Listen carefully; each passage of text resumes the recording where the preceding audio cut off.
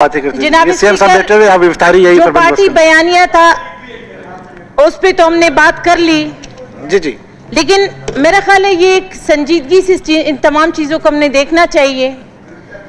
वक्त करता है परवरिश बरसों, आज सा एकदम नहीं होता।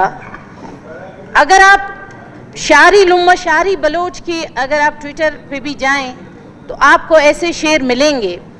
मेरे भाई ने उसकी तालीम के हवाले से बात की, उसकी तमाम उन चीज़ों के हवाले से बात की कि ना वो कोई ज़रूरतमंद थी, ना ही कोई उसको इस तरफ पैसों की खातिर ले जा सकता था, ना ही उसके घर में कोई ऐसा बंदा होगा कि जिसको पैसों की ज़रूरत हो और वो ये इक़दाम करने पे मजबूर हो। जनाब स्पीकर, मैंने कहा ना कि वक्त करता है परवरिश बरसों, यानी आज से नहीं।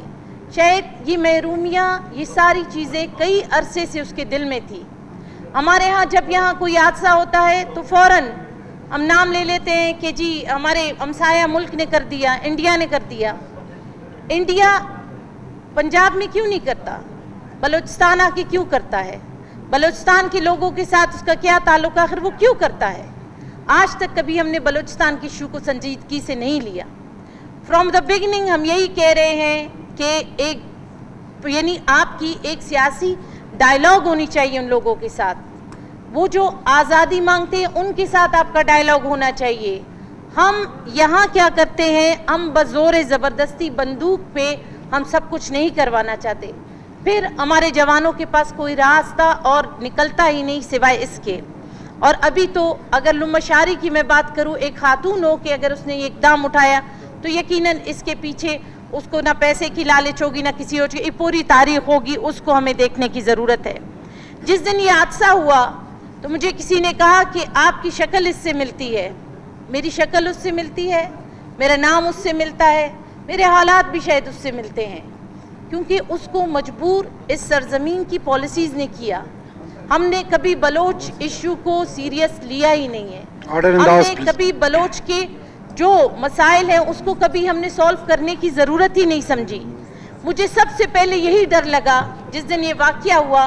मैंने कहा वेरी नेक्स्ट डे यही होगा कि यहाँ पे बलूचिस्तान से बाहर जो हमारे स्टूडेंट्स हैं उनको उठाने का एक सिलसिला शुरू होगा। तो अगले सुबह ही मैंने देखा 7:15 या 7:20 पे गाजी यूनिवर्सिटी के स्टूडेंट बीबर्ग इमदाद को उठाया जाता है।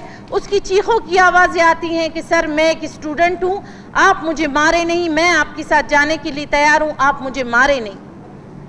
फिर वो चीज़ें हमारे बच्चों को क्या पैगाम देती हैं? कल उन बच्चों की प्रोटेस्ट पे उन्हें मारा गया, उन्हें हरासा किया गया, उसकी वीडियोज़ हैं। तो मैं जनाब स्पीकर, हर एक्शन का एक रिएक्शन होता है। ये हादसे वैसे नहीं होते, ये नफ़रतें ऐसे नहीं पलती दिलों में। हमने आज तक उसको सॉल्व करने की तरफ हम नहीं गए। हम लैपटॉप डिस्ट्रीब्यूट कर रहे हैं, ख़ास तबके में कर रहे हैं। हम जॉब्स की बात कर रहे हैं, ख़ास तबके में कर रहे हैं कि जो हमें जिंदाबाद कहे हम उसको फैसिलिटेट करें, जो हमसे सवाल करे हम उसको नीचा दिखाए।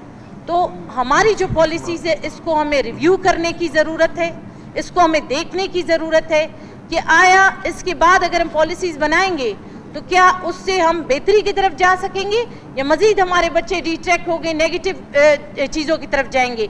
सरदारी निज़ाम की यहाँ किसी ने बात की। जनाब स्पीकर, आपका केज बेल्ट कोई सरदारी निज़ाम नहीं है वहाँ पे। हमेशा हम मलबा या तो हम साथ वाले मुल्कों पे डाल देते हैं या हम यहाँ बलूचिस्तान के हालात को ख़राब करना सरदारों पे डालते हैं। वहाँ पे कोई सरदार नहीं है आपका। वहाँ पे अभी रिसेंटली एक सर्वे हुआ, लिटरेसी में आपका टॉप आपका केज जा रहा है। लुम्मशारी का अगर ताल्लुक था तो वो डिस्ट्रिक्ट केज से था। उसकी अगर फैमिली थी तो वो वेल एजुकेटेड फैमिली थी। अगर सफ़र करेंगे तो मुझे इसी चीज़ का डर था कि उसके बाद अगर सफ़र करेंगे तो बलूचिस्तान के नौजवान जो दूसरी जगहों पे पढ़ते हैं वो सफ़र करेंगे। लिहाजा हमें सोचने की ज़रूरत है कि हमें इस चीज़ों को स्ट्रीमलाइन कैसे करना है और हमें ताकि दोबारा ऐसे वाक़यात की हम रोकथाम कर सकें। अब हमें सीरियसली इस चीज़ को सोचना चाहिए। मिन्नत। शुक्रिया।